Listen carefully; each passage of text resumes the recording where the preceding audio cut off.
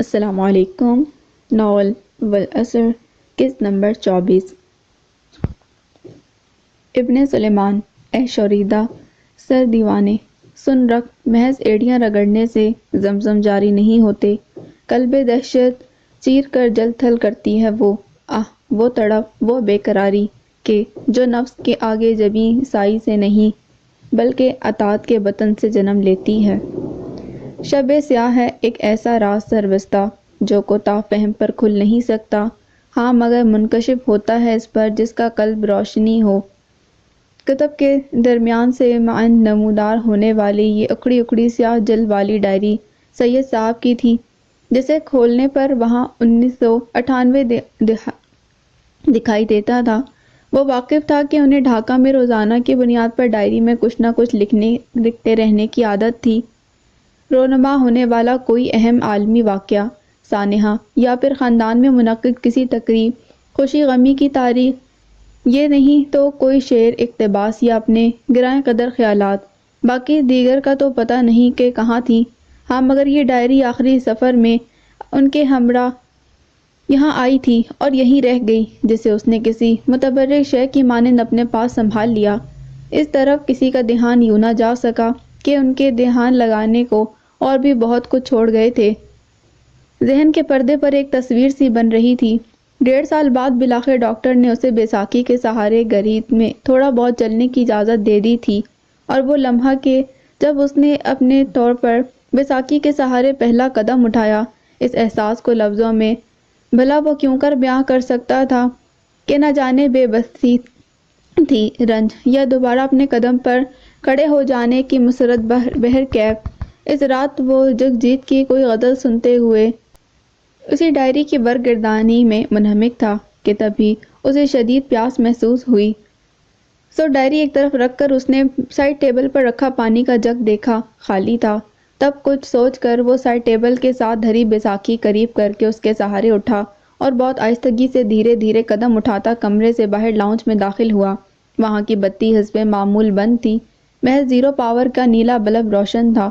وہ آنکھوں کو اس ماحول سے مانوس کرنے کی غرض سے یک لحظہ وہاں ٹھہر گیا، اور تبھی اس نے ایک سفید سی روشنی کو لاؤنج کے انتہائی سرے پر واقع اسٹور روم کے بند دروازے کی نچلی طرز سے رینگتے دیکھا۔ وہاں کون ہے؟ قدرتی طور پر اس نے بے طرح فکر مند ہو کر سوچا تھا، مگر اگلے ہی لمحے اس کی یہ پریشانی تعجب آمیز حیرت میں بدل گئی کہ کوئی تھا جو اسٹور روم کا دروازہ بڑی احتیاط سے کھول کر ہاتھ میں پکڑی ٹارچ بجھاتے ہوئے بڑی تیزی سے باہر نکلا اور لاؤنج کی عقبی صحن کو جانے والے دروازے کی سمت تیر کی طرح بڑھتا چلا گیا۔ یہ رات کے اس پہر گھر میں کیا ہو رہا ہے؟ یہ تم مجھے کہاں لے آئے ہو؟ طوفانی رفتار سے دوڑتی گاڑی بالآخر ایک مہب اندھیرے میں ڈوبے بنگلے کے پورچ میں آ کر ٹھہر گئی۔ سنبھالے نوک مژگاں پر بار بار نمودار ہو جانے والے آنسو کو حنائی ہاتھ کی پشت سے رگڑتی آئی تھی۔ متوحش سے لہجے میں سرور شاہ سے پوچھا تو وہ جو ابھی تک اسٹیئرنگ پر ہاتھ جمائے بیٹھا تھا، گردن موڑ کر اسے دیکھنے لگا کچھ گدلی بے باک نگاہوں سے۔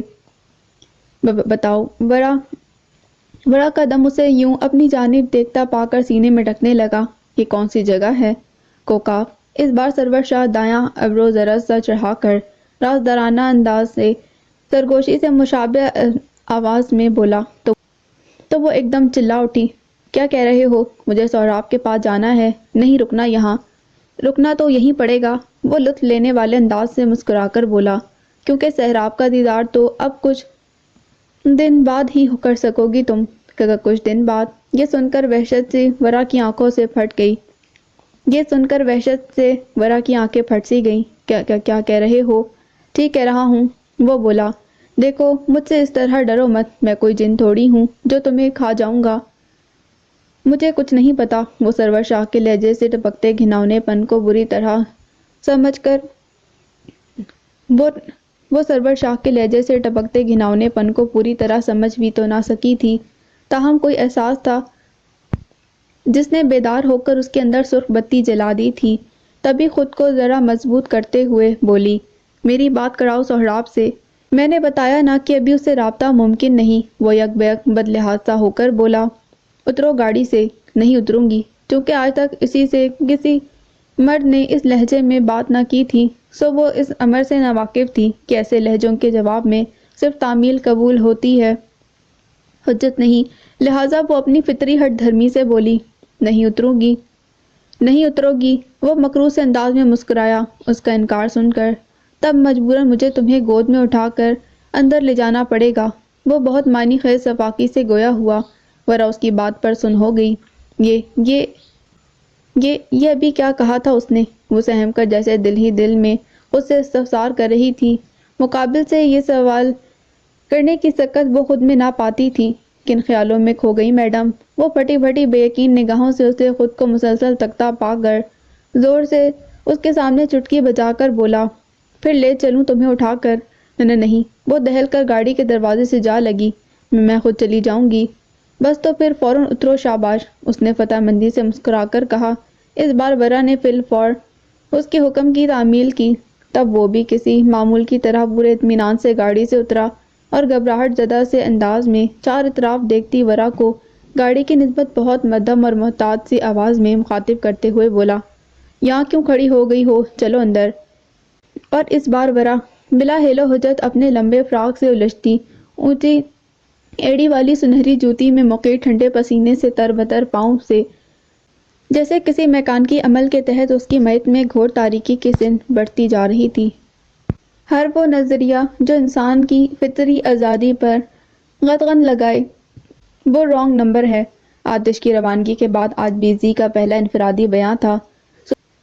سرمئی چست جینز پر سیاہ بٹنوں والی شرٹ پہنے، اونچی سی پونی ٹیل بنائے، کانوں میں چھوٹی سی سلور بالیاں ڈالے، ہلکا پھلکا میک اپ کیے بظاہر وہ بہت تر و تازہ اور کسی قدر پر اعتماد دکھائی دیتی تھی، مگر حقیقت حال وہ خود ہی جانتی تھی۔ اس کی دونوں ہتھیلیاں پسینے سے بسیج رہی تھیں، دل معمول سے زیادہ دھڑک رہا تھا اور وہ ہولے سے لرزتے دائیں ہاتھ میں A4 شیٹ تھامے اس پر پرنٹ شدہ الفاظ مشینی انداز میں پڑھنے کی کوشش کر رہی تھی کہ تبھی کسی نے اس کی کوشش پر پانی پھیرتے سوال کیا، اور آپ کے نزدیک اس فطری آزادی کی تعریف کیا ہے؟ وہ جو پہلے سے ہی بے حوصلہ تھی اس بے لگام آواز پر باقاعدہ مرتعش ہو گئی۔ یس میم، ایک ذہین آنکھوں والے نوجوان نے تائید کرتے ہوئے کہا، سوال تو بنتا ہے۔ دیکھیے، اس گلا کھنکار کر بے وجہ اپنے عقب میں عبایا اور مکمل نقاب میں مگر اس کی مدد کو مستعد کھڑی حولا کو ایک نظر دیکھا، پھر جان چھڑانے والے لہجے میں کہا، میں ابھی خود کو اتنا قابل نہیں سمجھتی کہ آپ کے سوالات کا جواب دے سکوں، سو پلیز میرے لیکچر میں کیو اے سیشن نہیں ہوگا۔ مگر اس طرح تو پھر اس نشست کا مقصد ہی فوت ہو جائے گا میم، کوئی بولا۔ ہمارے ذہن میں جو سوالات کلبلاتے ہیں ان کا جواب تلاش کرنے ہی تو ہم یہاں آتے ہیں۔ دیکھیے پلیز، میں نے کہا نا کہ میں آپ کے سوالات کا جواب دینے کی اہل نہیں۔ آپ جو پوچھنا چاہتے ہیں سر آتش کی واپسی پر انہی سے پوچھئے گا۔ بلا شبہ شخصیت کا طلسم مسلم حقیقت ہے، اور آج آتش کرنے میں وہ طلسم نہ تھا، سو سبھی نے جیسے وہ لیکچر مارے باندھے ہی سنا اور اپنی اپنی راہ لی۔ یہ جو نیلی جینز اور بلیک شرٹ والا جا رہا ہے؟ بیزی نے غصیلی نگاہوں سے شرر کو ہال سے باہر نکلتے دیکھ کر جلدی سے خولا کو مخاطب کرتے ہوئے کہا، اسے بلا کر لاؤ۔ کون میم؟ اس کی نگاہوں کے تعاقب میں دیکھ کر خولا نے ہکلاہٹ زدہ آواز میں استفسار کیا۔ دیکھو نا، وہ جا رہا ہے شرر۔ اس بار بیزی نے اس کی جانب ہاتھ سے واضح اشارہ کرتے کہا، تو خولا ہچکچاتے ہوئے بولی، میں بلاؤں؟ میں نے فرینچ بولی ہے۔ بیزی چڑھ گئی، جلدی جاؤ کہیں چلا نہ جائے۔ تب وہ مرتا کیا نہ کرتا کہ مصداق اس تک پہنچ گئی اور اسے پکارا، بات سنیے۔ وہ شرر جو آگے بڑھا تھا، اس پکار پر اس کے قدم ہی نہیں پل بھر کو گردش دوراں بھی جیسے تھم سی گئی۔ کون؟ وہ صورت سے اس کی جانب گھوم کر الجھن زدہ سے لہجے میں بولا، وہ بیزی میم آپ کو بلا رہی ہیں۔ ہرس و طمع سے لتھڑی روح خسارے کا سودا کتنی مشقت اٹھا کر کرتی ہے، ہاتھ پھر بھی اس سے کچھ بھی نہیں آتا۔ اس نے تنویمی انداز میں اگلا صفحہ پلٹا تو یہ عبارت نگاہ کے سامنے تھی، اور پھر دیکھتے ہی دیکھتے وہ لفظ ایک تصویر بنانے لگے، ایک اور ایسی تصویر جسے دیکھ کر وہ منہ پھیر لینا چاہتا تھا، پر فائدہ، وہ تصویر اس کے رخ موڑ لینے سے تو مٹ نہیں جانی تھی، سو اس نے ایک بار پھر اذیت جھیلنے کے لیے خود کو تیار ہوتا پایا۔ وہ آپ کا جو کاہی اور سرخ رنگ کا ساڑی ہے نے والی آج کسی کام سے فیروزہ کے پاس آئی بیٹھی تھی، اور وہ کام تھا کیا؟ ابھی اسی بابت گفتگو کی ابتدا کر رہی تھی۔ کون سا والا؟ فیروزہ، جن کی ذہنی اور جسمانی صحت اب حد درجہ گر چکی تھی اور جب سرمئی ساڑی میں پچھلے وقت کی چاقو چوبند زیور کپڑے کی شوقین فیروزہ کا شائبہ دکھائی دیتی تھی، بالی کے کہنے پر ذہن پر زور ڈالتے ہوئے پوچھا۔ اور ان کا یہ سوال بالکل صحیح تھا کہ ان کے پاس سرخ اور سبز رنگ میں انواع و اقسام کی ساڑیاں موجود تھیں۔ بالی سامنے سیٹی سے اٹھ کر ان کے قریب آ بیٹھی اور پورے حوالہ جات کی مدد سے انہیں یاد دلانے لگی جو ابو آپ کو پٹنہ سے لا کر دیے تھے، جس پر چھوٹا چھوٹا سا چمکدار پھول بنا ہے۔ پہچانے؟ فیروزہ کو غالباً یاد نہیں آ سکا، تبھی اکتاہٹ زدہ سے لہجے میں بولی، پھر کا کریں اس کا؟ وہ ہم کا چنی یعنی نند کی بیٹی کا شادی میں پہننے کے لیے دے دیجئے، وہ کسی قدر لجاجت سے بولی۔ وہ اسٹور کا بکسے میں رکھا ہوگا، فیروزہ یاد کرتے ہوئے بولی، تم جا کر دیکھ لو نے۔ اور اس کے ساتھ جو آپ نے ڈھاکہ کا بالی بنوائے تھا۔ بالی کو خدشہ تھا کہ وہ کہیں اسے ساڑی دینے سے انکار ہی نہ کر دیں۔ دراصل پہلے بھی ایسا ہو چکا تھا کہ فیروزہ ان کے ندیدے پن سے اپنی چیزوں پر حق ملکیت جمانے پر خفا ہو جاتی تھی۔ جب انہوں نے بڑے آرام سے اقرار کر لیا تب اس نے جلدی سے اگلی فرمائش داغی، اے بابو، کا بتائیں تم کا؟ فیروزہ ماتھے پر ہلکا سا ہاتھ مار کر پریشانی سے بولی، وہ بالی تو کہیں گم گیا نے۔ آئے، بالی کا دل جیسے کسی نے مٹھی میں لے لیا۔ کدھر رکھ دیں آپ ایسا بڑھیا بالی؟ ہم تو یہاں الماری کے بند خانے میں ہی رکھتے تھے، فیروزہ بولی۔ تو وہیں ہوگا؟ نہیں ہے نے، فیروزہ چڑچڑے سے لہجے میں بولی، یہی تو بتا رہے ہیں نے، دو چار دن پہلے یہیں اپنا چوڑی رکھ کر گئے تھے۔ انہوں نے سنگھار میز کی جانب اشارہ کرتے مزید بتایا، وضو کر کے غسل خانے سے باہر آئے ہیں تو وہ چوڑی غائب تھا۔ آپ کا یادداشت کمزور ہو رہا ہے، بالی تعصب سے بولی۔ آپ ایسا کریں نے کہ اپنا سارا زیور ہم کا دے دیں۔ ایسا کیسے دے دیں تم کا؟ فیروزہ نے اسے جھڑک دیا۔ تم جاؤ، جا کر ساڑی نکال کر لاؤ نے۔ بالی کو ان کی جھاڑ بری تو بہت لگی مگر مصلحتاً چپ رہی اور اٹھ کر ساڑی دیکھنے چل دی۔ کچھ دیر بعد لوٹی تو چہرے پر غصہ تھا۔ نہیں ہے نے وہاں کوئی ساڑی باڑی، اس نے بتایا تو فیروزہ تشویش میں پڑ گئی۔ کا کہہ رہی ہو؟ وہ تعجب سے بولی۔ وہی تو رکھا تھا نے، ہمرا سارا ساڑی کپڑا لتا، بالی جیسے جل کر بولی۔ نکال لے گئی ہوں گی شاید آپ کی بیٹیاں، تم کسی اور کا بیٹی ہونے، فیروزہ نے برا مان کر گھڑکا۔ آپ ہی کی ہیں، بالی نروٹھے پن سے بولی۔ پھر آپ ہمیں سوتیلا سمجھتی ہیں نے، بیکار کا بات کاہے کرتی ہو؟ کیا ہوا؟ عیسیٰ جو بیساکھی کے سہارے چلتا کمرے میں داخل ہو رہا تھا، ماحول پر طاری تناؤ محسوس کرتے ہوئے استفسار کر بیٹھا۔ کیا بتائیں کا ہوا؟ بالی تنک کر بولی، یہ ساڑی گم کر دی ہے اپنا۔ کیسی ساڑی؟ وہ بہت زور سے چونکا۔ تب فیروزہ نے مختصراً اسے آگاہ کرتے ہچکچا کر کہا، جاؤ نے بابو، جا کر دیکھو نے یہ کا کہہ رہی ہے، ہمرے گھٹنے جڑے ہوئے ہیں نے، ورنہ ہم خود دیکھ آتے۔ جی امی، وہ کہہ کر دھیرے دھیرے چلتا کمرے سے دوبارہ باہر نکل گیا اور کچھ دیر بعد لوٹا تو چہرہ خطرناک حد تک سنجیدہ تھا۔ کیا ہوا؟ فیروزہ نے پوچھا۔ یہ ٹھیک کہہ رہی ہیں، اس نے گھمبیرتا سے بتایا، وہاں سے صرف وہی نہیں بہت سی ساڑیاں غائب ہیں۔ ظاہر ہے فیروزہ کبھی کبھار اس سے بھی کپڑے نکلوانے رکھوانے کا کام لیا کرتی تھی، سو اسے بخوبی اندازہ تھا کہ بکسے میں ساڑیوں کی تعداد کیا تھی۔ ارے باپ، بالی احمقانہ پن سے بولی، کیا گھر میں جن بھوت کا سایہ ہو گیا نے؟ جن بھوت آپ کی ساڑیوں کا کیا کریں گے؟ عیسیٰ ناگواری سے بولا۔ کیا ہوا؟ کیا بات ہو رہی ہے؟ عامر کچھ ہی دیر قبل بیدار ہوا تھا، بالغ کی آواز سنی تو ادھر چلا آیا۔ امی کی ساڑی اور زیور گھر سے غائب ہو گئے نے، بالی نے گرما گرم خبر دینے کے سے انداز میں بتایا۔ غائب کہاں ہوں گے؟ وہ پورا منہ کھول کر جمائی لینے کے بعد بولا، کہیں رکھ کر بھول گئی ہوں گی۔ ہم کہاں رکھ کر بھولیں گے نے، فیروزہ نے خفا سے ہو کر اسے دیکھا۔ اپنی بیٹیوں کے پاس، وہ برا سا منہ بنا کر بولا۔ اور کہاں رکھوائیں گی آپ؟ عامر کی اس بات پر بالی نے بہت مشکوک نظروں سے کچھ ہی عرصے کے بعد بہت تیزی سے جھریوں سے اڑ جانے والا فیروزہ کا چہرہ دیکھا کہ دل میں کہیں اندر سے ابھی بھی یہی گمان تھا۔ ہم کہہ رہے ہیں ہم نے کہیں نہیں رکھوائے۔ انہیں غصہ آ گیا۔ او ہو، رینا جو اٹھلاتی ہوئی عامر کے لیے بنایا جانے والا کوئی بہت ہی خاص قسم کا نہار منہ پینے والا قہوہ لے کر چلی آ رہی تھی۔ ظاہر ہے یہاں سے لاؤنج میں جانے والی آوازوں کے سبب سارے معاملے سے آگاہ ہو چکی تھی۔ بڑے آرام سے بولی، اس میں اتنا پریشان ہونے والی کیا بات ہے؟ کیسے نہیں ہے نے؟ بالی چمک کر بولی، لاکھوں کا زیور اور لاکھوں کا ہی ساڑی غائب ہوا ہے۔ غائب ہوا ہے تو مل جائے گا۔ وہ آنکھیں چھوٹی کر کے ایسے مسکرائی جیسے اس مسئلے کا حل اس کے بائیں ہاتھ کا کھیل ہو۔ کیسے؟ عیسیٰ اور فیروزہ تو چپ تھے۔ بے چین استفسار اسے بالی نے ہی کیا۔ میری بہن نجمہ کے پیر و مرشد بہت پہنچی ہوئی ہستی ہیں، وہ عقیدت سے جھوم کر بولی۔ وہ حساب لگا کر بتا سکتے ہیں کہ سارا سامان کہاں ہے، اگر چرایا ہے تو کس نے چرایا ہے۔ یوں تو حساب کتاب لگائے بغیر میں بھی بتا سکتا ہوں کہ سارا سامان کہاں ہے اور اگر چرایا ہے تو کس نے چرایا ہے۔ عیسیٰ ایک دم ٹھنڈے سے بولا تو رینا کا سارا چونچال پن ہوا ہو گیا، پر عامر نے اسے تمسخر سے دیکھا۔ اچھا، اس نے طنزی انداز میں پوچھا، تو بتاؤ زیور اور ساڑیاں کہاں ہیں؟ یہ تو آپ کی بیگم بھی جانتی ہیں۔ اس نے تیز نگاہوں سے رینا کا سفید پڑتا چہرہ دیکھ کر کہا، ان سے پوچھ لیں۔ بکواس کرتا ہے۔ عامر اس کی بات کا مفہوم لمحوں میں بھانپ کر غرایا۔ ٹانگ تو ٹوٹ چکی ہے، منہ بھی توڑ دوں گا تیرا۔ ایسا کیسا منہ توڑ دو گے بابو کا؟ فیروزہ طیش میں آ کر بولی۔ تو سمجھا لیں اسے۔ وہ اپنی جگہ سے اٹھتے ہوئے بولا کہ یہ اپنی حد میں رہے، ورنہ مجھ سے برا کوئی نہیں ہوگا۔ تم ایسا کیسے اتنا بڑا الزام لگا دیے نے عیسیٰ؟ بالی حیران پریشان سی ہو کر بولی۔ جانتے ہو کیا کہہ رہے ہو نے؟ میں جانتا ہوں، وہ بے لچک سے لہجے میں بولا، مگر کیوں کہہ رہا ہوں یہ آپ نہیں جانتی۔ ہاں بلاؤ پولیس کو۔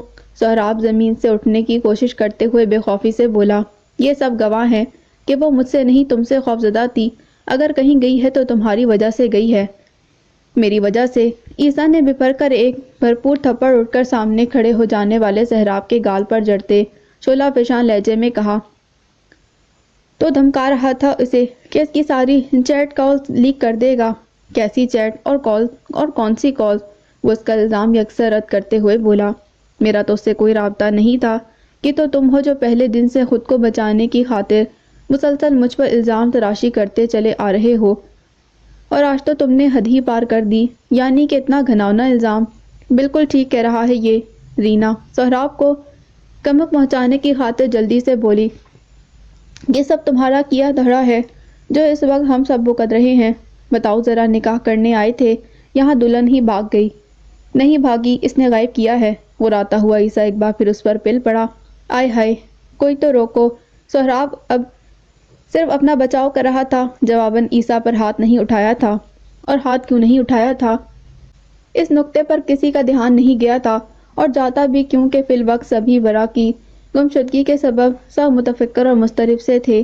ہوش تو اس پریشانی نے حقیقی معنوں میں شریفہ کے بھی اڑا دیے تھے، مگر حواس اتنے سلامت تو تھے کہ ورا کے اس نامراد عاشق کے ہاتھوں اپنے متوقع داماد کی مسلسل ہوتی تواضع نے انہیں تڑپ کر مداخلت کرنے پر مجبور کر دیا۔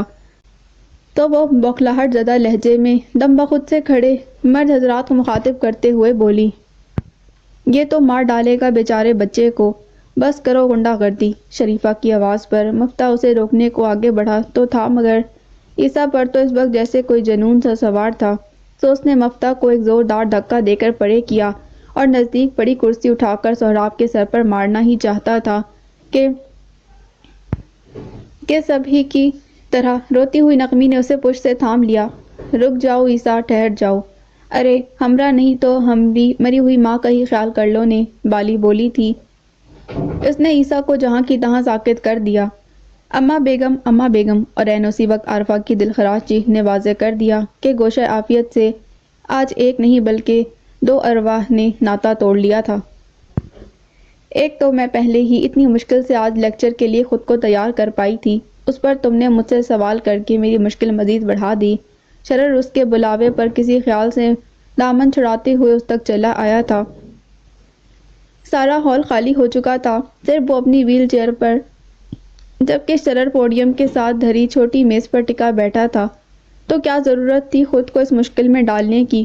اس نے ہال کی چھت پر نگاہ جما کر پوچھا۔ میری بھلائی کی خاطر آتش نے مجھے اس مشکل میں ڈالا ہے، وہ بولی ایسے لہجے میں جیسے خود اس بات سے اتفاق نہ کرتی ہو۔ یعنی مشکل اپنے ساتھ بھلائی لے کر آتی ہے۔ وہ پتہ نہیں کیا ڈھونڈ رہا تھا چھت پر۔ کہنا کیا چاہتے ہو؟ وہ چونکی۔ کچھ بھی نہیں، وہ بے تاثر سے لہجے میں بولا۔ میں نے تو بس سوال کیا ہے تم سے۔ تو کیوں کر رہے ہو سوال؟ وہ جھنجھلا کر بولی۔ کیا تمہیں لگتا ہے کہ اگر میرے پاس ایسے سوالات کے جواب ہوتے تو میں ان حالات میں پھنسی یہاں ہوتی؟ تو پھر اور کہاں ہوتی؟ اس سوال پر بیزی کی خوابناک آنکھوں میں ایک پرسکون سے گھر کا منظر لمحہ بھر کو ابھر کر معدوم ہو گیا۔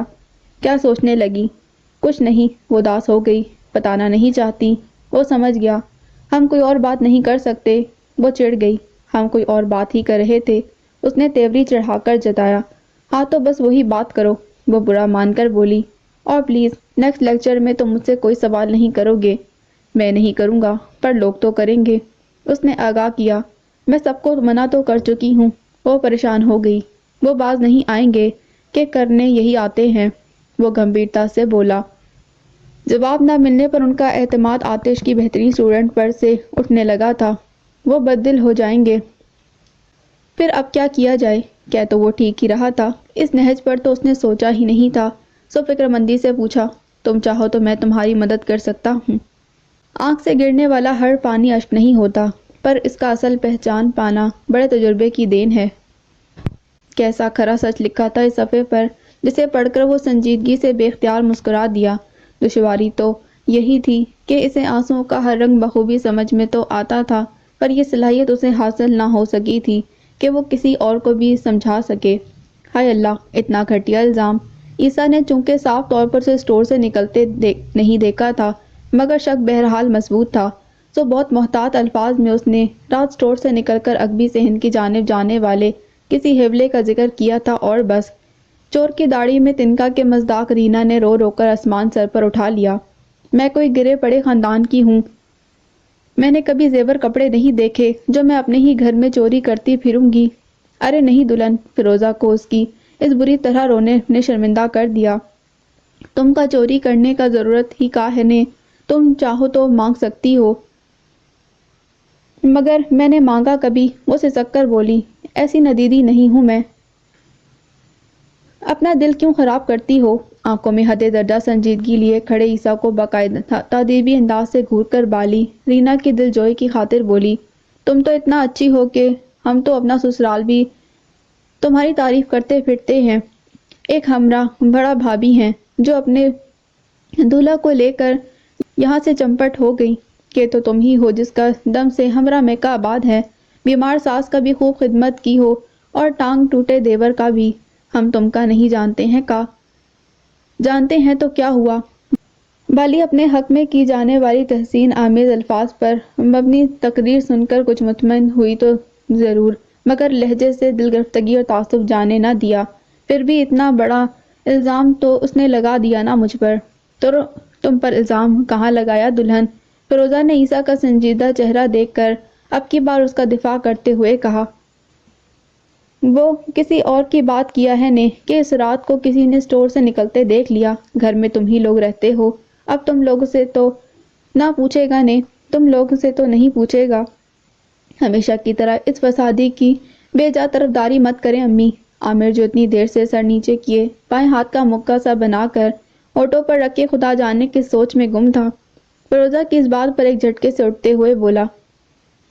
اس کے اس طرح پوچھنے کا مطلب صاف صاف وہی ہے جو رینا نے کہا۔ دلہن غلط سمجھی ہے نے، فیروزہ بولی۔ تم اس کا سمجھانے کا بجائے ہم سے کھڑے بھیڑ رہے ہو، آپ سے تو کچھ کہنا ہی فضول ہے۔ وہ تلملا گیا، پھر مستقل روتی ہوئی رینا کو مخاطب کرتے بولا، چلو ادھر سے، اب اس بغیرت کا کوئی بھی کام کر کے دینے کی ضرورت نہیں۔ آپ سب کے سامنے مار مار کر اس بدبخت نے میرے بچے کا حشر نشر کر دیا، اور آپ کہہ رہی ہیں کہ اس سے کہو FIR نہ کٹوائے۔ وہ شیافیت کی سمت روانہ ہونے والی مختصر سی بارات کا رخ نوخیز پہلے ہی کچھ چوکھا نہ تھا، پر واپس تو یوں آئی تھی گویا لٹے پٹے سے قافلے کے مسافر ہوں، ہر قدم شکستہ، دل بھاری، ہر آنکھ نم۔ ہاں مگر رینا، اس کے نہ قدم شکستہ تھے، نہ ہی دل بھاری اور آنکھیں۔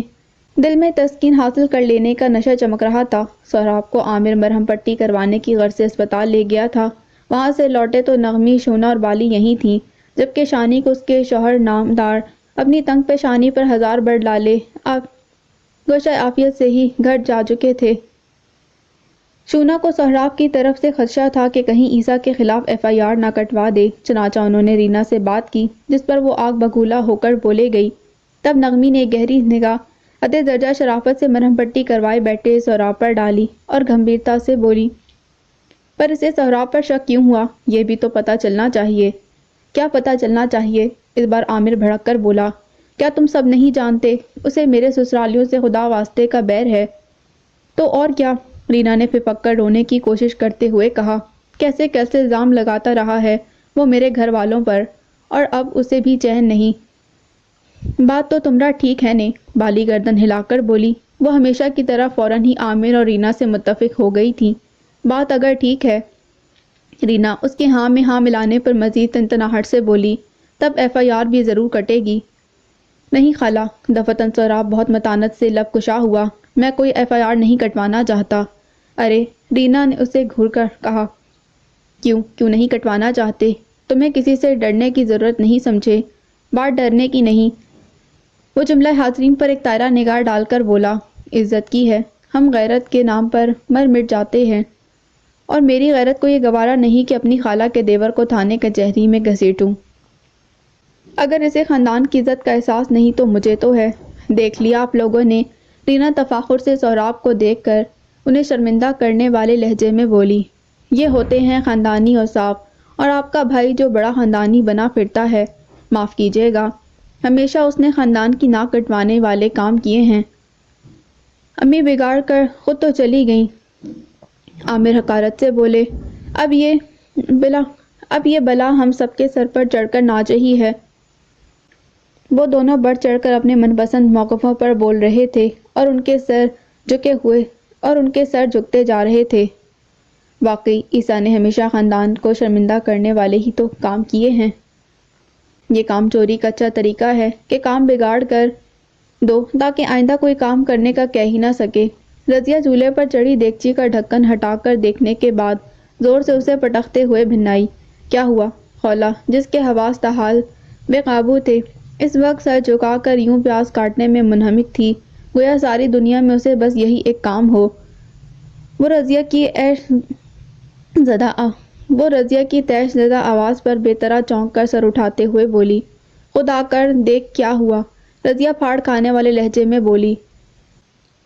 اس نے چھری وہیں میز پر رکھی اور آ کر پتیلی میں جھانکا، پھر بھی کچھ سمجھ میں نہ آیا کہ ہوا کیا ہے۔ تبھی ناسمجھی سے اسے دیکھنے لگی اور اس کے اس طرح دیکھنے پر رضیہ کا پارا چڑھ گیا۔ میں نے تجھے میڈم کے لیے جو دلیا چڑھانے کا کہا تھا، وہ بھڑک کر بولی، اور تو نے ماش کی دال کو آگ لگا دی۔ اوہ! اس پر جیسے گھڑوں پانی پڑ گیا۔ کیا اوہ؟ رضیہ نے کمر پر ہاتھ رکھ لیا۔ نہ آج تو مجھے بتا ہی دے کہ آخر یہ تیرا دھیان کہاں لگا رہتا ہے؟ کیا وہیں فون میں؟ پلیز پلیز، وہ ایک دم لجاجت سے دوہری ہو گئی، آہستہ بولو رضیہ، کوئی سن لے گا۔ کوئی کیا سنے گا، میں خود سناؤں گی، رضیہ صفاقی سے بولی۔ اتنے دن سے لارے لگا رکھے ہیں، نہ وہ کام کرتی ہے نہ ڈھنگ سے کوئی اور کام، یہ میں کر دیتی ہوں نا۔ وہ جلدی سے آگے بڑھی پر رضیہ نے ہاتھ کے اشارے سے روکتے ہوئے بہت سخت سے لہجے میں کہا، یہ میں کر لوں گی، تجھے جو کہا ہے بس وہ کر۔ رضیہ، وہ روحان سی ہو گئی، یہ میرے لیے مشکل ہے، بہت مشکل۔ مشکل تو واقعی تیرے لیے ہے، رضیہ بناوٹی تعصب سے ہونٹ بھینچ کر بولی، ایسے بھی اور ویسے بھی۔ اب تو فیصلہ کر لے کہ اپنے لیے تو نے کون سی مشکل چننی ہے۔ ہر ادارے کے عقب میں کار فرما ہوتی بھلی یا بری نیت، اور دراصل یہ نیت ہی ہے کہ جس کے مطابق ابن آدم سے معاملہ کیا جاتا ہے۔ بظاہر یہ بہت سادہ سی بات ہے، مگر اسے سمجھنے میں زمانے لگ جاتے ہیں اور بعضوں کو سمجھ میں پھر بھی نہیں آتا۔ وہ سیاہ روشنائی سے تحریر کردہ ان سنہرے الفاظ پر انگشتِ شہادت پھیر کر گویا رقم الحروم کے لمس سے شفقت کو محسوس کرنا چاہتا تھا، پھر پتہ نہیں کیا ہوا کہ وہ ایک بیک سی اداسی میں گھر گیا۔ دل میں جیسے کوئی بے رحم سا درد جاگا تھا، بے امان رہ جانے، بے سائباں ہو جانے کا درد، جسے وہی محسوس کر سکتا ہے جس نے خود پر اسے جھیلا ہو، جیسے سنگِ ہر دست میں ہو اور نشانہ۔ مت پوچھ کے کیا لگ رہی تھی وہ لال اور ہری ساڑی مجھ پر۔ رینا میکے کی ہفتہ وار حاضری کو آئی ہوئی تھی، جہاں سوائے سائقہ اور رخسانہ کے وہ ساری ہی موجود شغل میلہ لگائے بیٹھی تھیں۔ فیروزہ کی ساڑی اور زیورات خود بخود اڑ اڑ کر یہیں منتقل ہو رہے تھے، سو استفادہ بھی بھرپور کیا جا رہا تھا۔ بالی کو مطلوب سبز اور لال ساڑی گزشتہ شب ہما نے لپیٹ کر اپنے سسرال میں کوئی تقریب بھگتائی تھی، اور اس وقت وہ رودات اسی کے تفاخر آمیز انداز میں ان سب کی گوش گزار کر رہی تھی۔ انہیں کوئی نہیں پوچھ رہا۔ بدے سراپے کی حامل نگینہ ہما کی تراہٹ پر جل بھن کر بولی، ویسے بھی تو کوئی مادھوری تو نہیں لگ رہی ہوگی؟ اس سے کچھ کم بھی نہیں لگ رہی تھی۔ وہ اس کے سلگنے پر ٹھٹا لگا کر بولی، پتہ ہے جب دلاور کی بہن نے پوچھا کہ یہ کہاں سے لی تو میں نے بھی کہہ دیا، دلاور نے خاص طور پر مجھے انڈیا سے منگوا کر دی ہے۔ سچی؟ یہ سن کر برا سا منہ بن گیا تھا اس کا۔ اپنی نند کی شان میں ادا کیے جانے والے اس کے جملے ان سبھی کو بہت پسند آئے تھے، سو وہ ساری ہی دل کھول کر ہنس پڑی تھیں، ماں سوائے رینا کے۔ تیرا منہ کیوں بنا ہوا ہے؟ نجمہ نے ٹھوکا دے کر پوچھا۔ تو بات ہی مت کر مجھ سے، وہ تڑک کر بولی۔ ہائے ہائے، ہما بولی، کیا کر دیا اس نے؟ اس نے کیا کرنا تھا؟ رینا جھلس کر بولی، اس کے تو سائیں سے بھی کچھ نہ ہوا۔ کیوں کچھ نہ ہوا؟ نجمہ کو پتنگے لگ گئے۔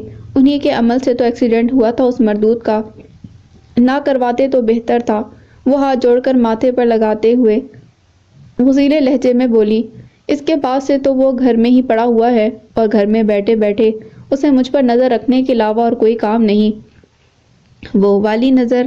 ہما نے آنکھ دبا کر بے حیائی کی حد کرتے ہوئے پوچھا۔ دماغ ٹھیک ہے تیرا؟ رینا چڑ گئی۔ بڑا شرم لحاظ والا ہے وہ، اس نے بے ساختہ کہا تو وہ ساری یک زبان ہو کر ترنت چھیڑخانی والے انداز میں بولی، او ہو، انہوں نے اس کا یہ کو ضرورت سے زیادہ لمبا کھینچا تھا۔ پھر نجمہ پوچھنے لگی، تعریف کر رہی ہے اس کی؟ مرد میں شرم لحاظ کا ہونا کوئی تعریفی بات ہے؟ وہ تمسخر سے بولی، ارے مرد تو وہ ہے کہ جس کی موجودگی میں عورت خود کو سمیٹنے پر مجبور ہو جائے۔ ان جیسی عورتوں کی لغت میں مرد کی یہی تعریف درج ہوتی ہے، حیوانوں کی طرح اخلاقیات کی دھجیاں اڑاتا، اپنی منہ زور اسفل خواہشات کی پیروی کرتا، سیاہ سفید سے مبرا ایک وحشی جسے کوئی اور نہیں بلکہ وہ خود پال پوس کر معاشرے میں کھلا چھوڑ دیتی ہیں کہ جاؤ اب جس کو چاہے رونتے پھرو۔ یہ تو ٹھیک کہا تو نے، ہما بولی، اور میں نے دیکھا ہے کہ وہ تو کسی عورت سے بات بھی نظر نیچے کر کے کرتا ہے۔ اتنا غور کیوں کر لیا تو نے اس پر؟ نگینہ نے تنزیہ پوچھا۔ غور کرنے کی کیا بات ہے، اتنا تو دکھ ہی جاتا ہے۔ کیا باتیں ہو رہی ہیں؟ ہما نے نگینہ کو منہ چڑھا کر جواب دیا ہی تھا کہ تبھی نیلی جینس پر خوش رنگ شرٹ پہنے، شیمپو سے تازہ تازہ دھوئے گئے بالوں کو گرداب پر گرائے بیش قیمت پرفیوم میں بسا خوش باش اور بے فکر سا ٹونی ادھر چلا آیا۔ مل گئی فرصت تجھے دو گھڑی بہنوں کے پاس آ کر بیٹھنے کی؟ نجمہ نے اسے دیکھتے ہی شکوہ کر ڈالا۔ تب وہ نزدیک پڑے موڑے کو قریب گھسیٹ کر اس پر بیٹھتے ہوئے مسکراتے لہجے میں بولا، ناراض کیوں ہوتی ہو؟ محنت کر رہا ہوں، جب گڈیاں بھر بھر کر نوٹ تم لوگوں کو تھماؤں گا تب بھی تم لوگ خوش ہوگی۔ ہاں ہاں، کیوں نہیں؟ نگینہ کے تصور میں غالباً ہرے نیلے نوٹ لہرائے تھے، تبھی خوشگواری سے بولی، کام کیسا چل رہا ہے تیرا؟ ہما نے نثار ہو جانے والی نظروں سے اپنے خوبرو بھائی کے سرخ و سفید چہرے کی جانب دیکھتے ہوئے پوچھا، کام تو ہٹ ہو گیا ہے۔ وہ دونوں انگوٹھے فتح مندی سے انہیں دکھا کر بولا، پر سننے میں آیا ہے کہ اوپر سے آرڈر آئے ہیں، چھاپے واپے پڑنے کا خدشہ ہے۔ اللہ نہ کرے، نجمہ بولی، میں ختم دلواؤں گی، دیکھنا کچھ نہیں ہوگا، ہو بھی نہیں سکتا۔ وہ کالر اکڑا کر فلمی سے انداز میں بولا، اپنے ہاتھ بڑے لمبے ہیں، ان لمبے ہاتھوں سے اس کمینے کا بھی تو کچھ کرنا۔ رینا بیچارگی سے بھرپور لہجے میں بولی تو وہ چونکا، کس کا؟ ارے اس عیسیٰ کی بات کر رہی ہے، نگینہ نے ناگوار سا منہ بنا کر بتایا۔ اچھا، تمہارا دیور؟ اس نے رینا کی جانب دیکھتے ہوئے یوں ہی پوچھا، کیسا ہے وہ اب؟ ٹھیک ہے، دیکھ لو ذرا اس کی بے پروائی۔ رینا کلس کر بولی، میں اسے اپنے دکھڑے سنا رہی ہوں اور یہ بیٹھا اس کی خیریت پوچھ رہا ہے۔ کیا کر دیا اس نے؟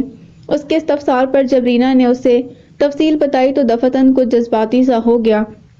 ماں قسم، وہ خود کو سنجیدہ تصور کرتے ہوئے بولا، بس سمجھ لو ختم اس کی کہانی۔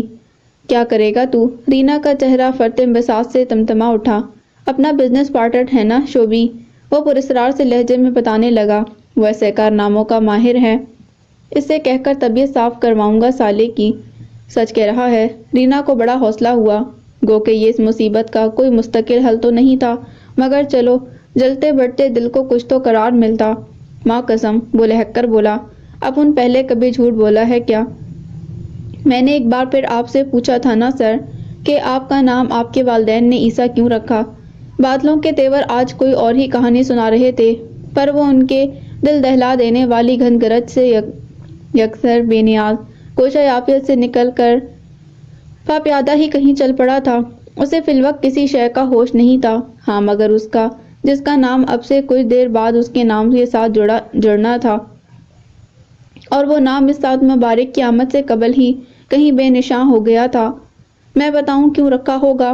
اس کی نگاہوں میں وہ آخری ملاقات اپنی پوری جزیات کے ساتھ گھوم رہی تھی۔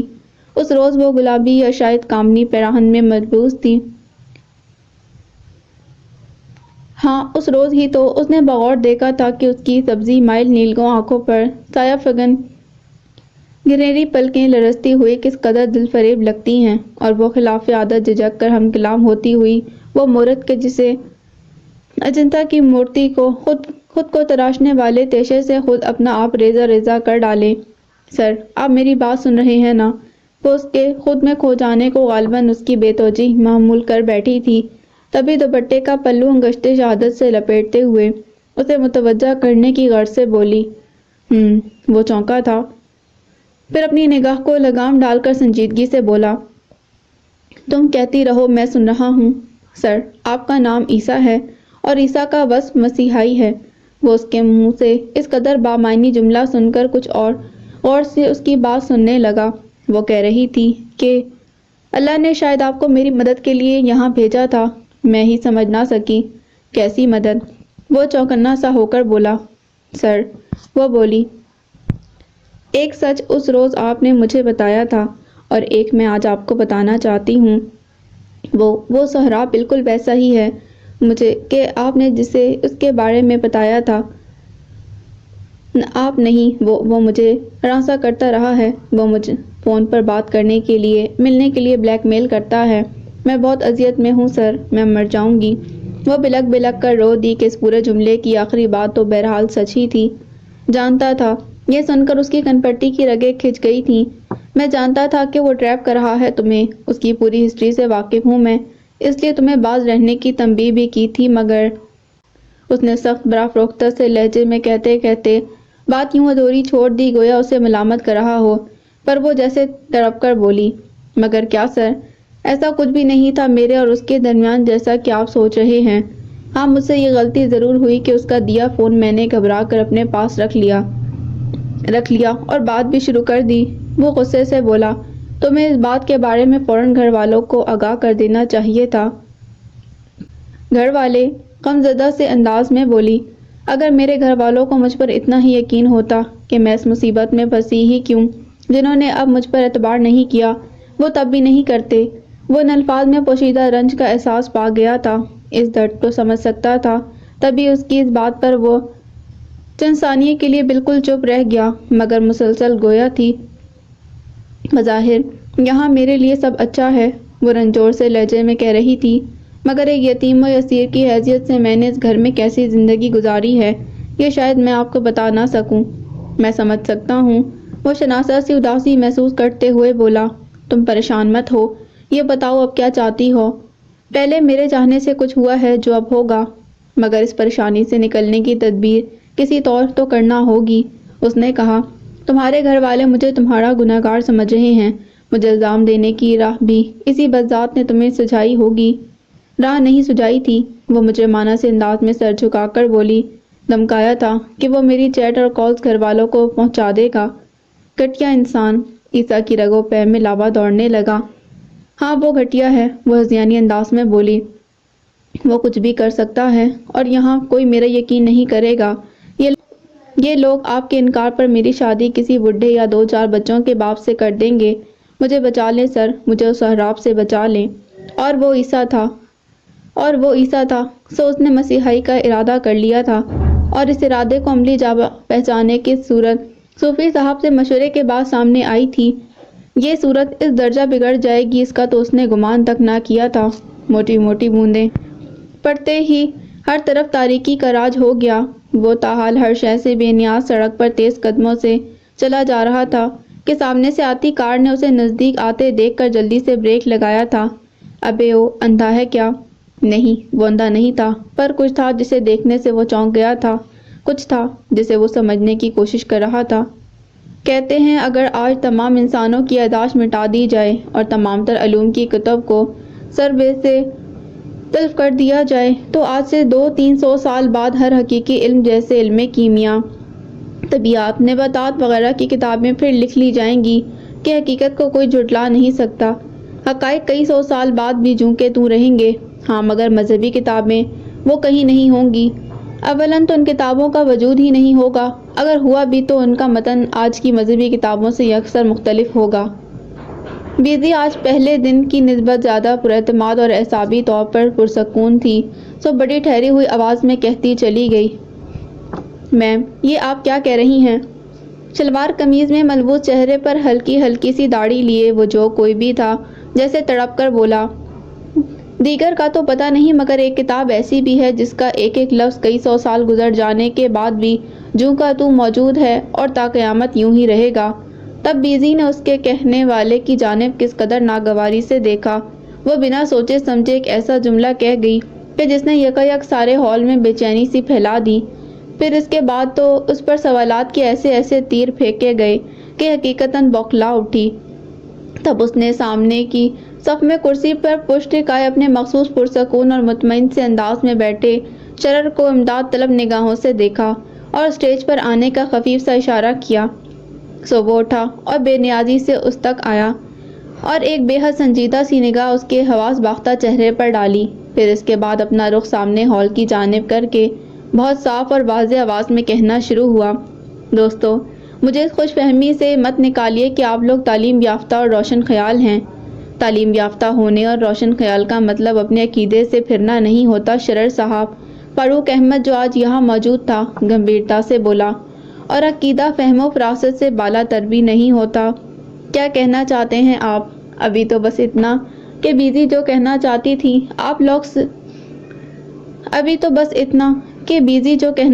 تھی آپ لوگ صحیح طور پر سمجھ نہیں سکے۔ اس نے اپنے کشادہ سینے پر دونوں ہاتھ باندھتے ہوئے بہت اطمینان سے بیزی کا مقدمہ لڑنے کی ابتدا کرتے ہوئے کہا، تو آپ سمجھا دیں۔ کسی نے ناخوشگواری سے کہا تو وہ ترنت بولا، ضرور سمجھاؤں گا، پر آج نہیں، آئندہ نشست میں۔ ہائے اماں بیگم، ایسے بھی بھلا کوئی جاتا ہے؟ کل جہاں خوشیوں کا سما تھا آج وہاں آہیں سسکیاں دعائی دے رہی تھیں۔ لیاقت بیگم نے جسے دل سے لگا لگا کر رکھا تھا وہی ان کا دل نکال کر لے گئی تھی، اور پیچھے رہ گیا تھا وہ جسد خاکی جو اس وقت سفید کفن میں لپٹا گوشہ عافیت کے لاؤنج کے بیچوں بیچ رکھا تھا۔ زندگی کی اٹل حقیقت نگاہوں کے سامنے تھی۔ لیاقت بیگم سے عارفہ کا رشتہ ساس بہو سے کہیں بڑھ کر تھا، سو انہیں غش پر غش آ رہے تھے۔ مسلسل روتی ہوئی رجا اور واصلہ انہیں سنبھالنے میں ہلکان تھیں۔ اینک کی بگڑ جانے والی طبیعت کے پیش نظر شریفہ نے اسے کل رات ہی واپس بھجوا دیا تھا۔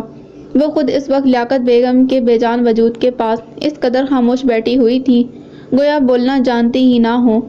ایک جیتی جاگتی زندگی کو اپنے سامنے بے یار و مددگار لیٹے دیکھنا بھلا کوئی آسان بات تھی؟ سنا ہے نواسی بھاگ گئی گھر سے، اس کا صدمہ بیچاری کی جان لے گیا۔ اللہ یہ دن کسی دشمن کو بھی نہ دکھائے۔ زمانہ بہت خراب ہو گیا ہے، بچیوں پر کڑی نظر رکھنے کی ضرورت ہے۔ جنازے میں شرکت کی غرض سے آئی بیٹھی عورتیں سرگوشیوں میں محو گفتگو تھیں۔ باہر مردانے کا ماحول بھی کچھ خاص مختلف نہ تھا۔ گمشدگی کی رپورٹ درج کروائی عارف میاں۔ دوڑے صدمے سے چور، کندھے جھکائے آنکھیں جھکائے بیٹھے عارف سے ان کے پڑوسی نے پوچھا، بات کی ہے میں نے اپنے دوست سے؟ وہ بہت مدھم لہجے میں بتانے لگے، پولیس میں ہوتا ہے وہ، اس کے مشورے سے آگے بڑھیں گے۔ بس اللہ رحم فرمائے، کسی اور نے تبصرہ کیا، بچی تو ایک رات بھی باہر گزارے تو سب کچھ ختم سمجھو۔ اس تبصرے پر ان کے برابر بیٹھے شریف احمد جیسے ڈھہ سے گئے تھے۔ ارسم اور مفتح الگ زمانے بھر سے نظریں چرائے چرائے پھر رہے تھے۔ یہ کیا کر گئی ہو ورا؟ مفتح کے دل میں حوک اٹھی۔ یہ کیا کر گئی ہو؟ ہر بدخو شخص کو لے ڈوبتی ہیں خود اس کی بدعمالیاں، مگر پھر بھی وہ اپنی سیاہ کاریوں سے باز نہیں آتا۔ اس نے یہ پڑھتے ہی ڈائری ایک دم بند کر کے ایک جانب رکھ دی تھی۔ اس کے روم روم میں جیسے اضطراب سرگرداں ہو گیا تھا۔ واقعی کوئی بلکہ اکثر تو نتیجہ بھگت لینے کے باوجود بھی اپنی روش نہیں بدلتے، بلکہ خود کو پہنچنے والی ہر تکلیف، ہر غم کا ذمہ دار دوسروں کو گرداننے لگتے ہیں۔ جیسے کچھ سال قبل دہرا گیا ایک الزام اس کے سر پر۔ ہائے حاسدوں کی نظر کھا گئی اسے۔ وہ چھٹی کا دن تھا اور وہ سارے بڑے عرصے بعد اپنے میکے میں اکٹھا ہوئی تھی۔ ساڑیوں اور زیورات کی پراسرار گمشدگی کا قصہ بھی تازہ تھا۔ سو رینا آج بڑھ بڑھ کر ان کی خاطر مدارت کر رہی تھی کہ خود پر عیسیٰ کے لگائے گئے گھناؤنے الزام کو اس نے غلط بھی تو ثابت کرنا تھا۔ بہرکیف اس نے مٹن بریانی اور چپلی کباب بنائے تھے اور اب میز لگانے جا رہی تھی کہ میکے سے موصول ہونے والی اس کال نے اس کے پیروں تلے سے زمین نکال دی۔ ہائے میرا ہیرو جیسا بھائی، ہائے میرا شہزادہ، کیا ہوا، کیا ہو گیا؟ اس کی دل خراش چیخیں سن کر وہ ساری افواہ خیزاں ہی وہیں دوڑی آئی تھیں۔ پولیس نے غلط فہمی کی بنا پر گولی مار دی ٹونی کو۔ بہنوں کے استفسار کا جواب سنجیدگی سے عامر نے دیا تھا، جسے سن کر بالی تو باقاعدہ چکرا گئی۔ ہائے اللہ، اتنا جوان موت، بہت برا ہوا، شونا بولی۔ اللہ مغفرت کرے، اللہ مرحوم کی مغفرت فرمائے، نغمی افسردگی سے بولی جبکہ شانی بے ساختہ رو پڑی تھی۔ تمہاری غلط فہمی کو اللہ غارت کرے۔ رینا سر پیٹ پیٹ کر رو رہی تھی، اور سچ یہ تھا کہ کوئی غلط فہمی نہیں، بلکہ پولیس کے خفیہ اہلکار بہت دن سے اس کے پیچھے لگے ہوئے تھے، لہٰذا بڑے منظم طریقے سے چھاپا مارا تھا پولیس نے۔ ٹونی اور اس کے کاروباری ساتھی شعبے کی نیو کراچی میں واقع چھوٹی سی فیکٹری پر، جہاں نقلی دوائیاں بڑے اہتمام سے اصلی دکھائی دینے والے ڈبوں میں پیک کی جا رہی تھیں، جسے مخصوص مستند دوا ساز ادارے کی ساکھ بڑی بری طرح سے متاثر ہو رہی تھی، اور یہ کارروائی دراصل اسی ادارے کے زور لگانے پر کی گئی تھی۔ برا یہ ہوا کہ ان لوگوں نے گرفتاری دینے کی بجائے پتہ نہیں کس زوم میں مقابلہ شروع کر دیا، اور اس کے بعد اس مقابلے کا منطقی انجام وہی ہوا جو ہو سکتا تھا۔ شعبی فرار ہونے میں کامیاب ہو گیا، جبکہ ٹونی موقع پر ہی مارا گیا۔ ارے اس کی ترقی برداشت نہیں ہوئی دشمنوں سے۔ تھا تو مقام عبرت، مگر اب بھی وہ عبرت کے بجائے کچھ اور ہی حاصل کرنے میں جٹی تھی۔ دل جل کر خاک ہو گیا کہ ہم تو اب تک یہاں وہاں ڈامک ٹوئیاں مارتے پھر رہے ہیں، اور اتنی سی عمر میں اتنے بڑے کاروبار کا مالک کیسے بن بیٹھا۔ اس سے کچھ دیر بعد جب وہ لوگ ٹونی کی تجہیز و تکفین کے سلسلے میں گھر سے روانہ ہوئے، تب عیسیٰ کے پاس آ کر عامر بہت کھردرے لہجے میں بولا، تمہیں ٹونی کے جنازے میں شریک ہونے کی کوئی ضرورت نہیں۔ کیوں؟ وہ چونکا۔ اس کی مخبری تم ہی نے کی تھی نا؟ کیا بات کر رہے ہیں؟ عیسیٰ کا ماتھا پرشکن ہو گیا۔ میں کیوں کروں گا؟ مجھے تو یہ بھی نہیں معلوم کہ وہ کیا کام کرتا ہے۔